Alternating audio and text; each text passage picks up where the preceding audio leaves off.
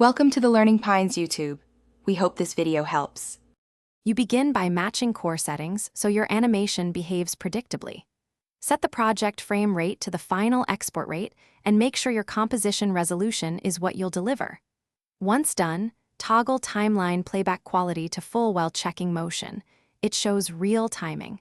You should also enable motion blur selectively for layers that need it rather than globally, because that preserves performance. Finally, organize key layers into pre-comps so you can work non-destructively and apply. You now refine the motion by shaping time and speed with the graph editor. Open the graph editor, switch to speed or value view as needed, and drag handles to create smooth easing. This controls acceleration and deceleration precisely. Once you have basic motion, convert linear keys to Bezier or custom ease and clean the tangents so there are no sudden spikes.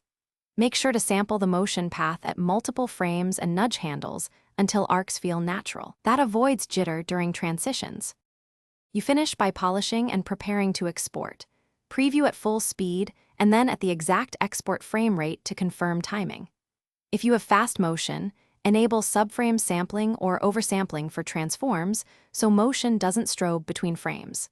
When satisfied, render using a lossless intermediate or high bitrate setting to preserve motion integrity.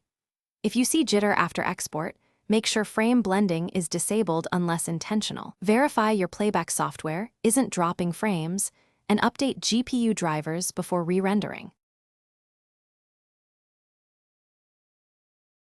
Thanks for watching. Consider subscribing if we helped you.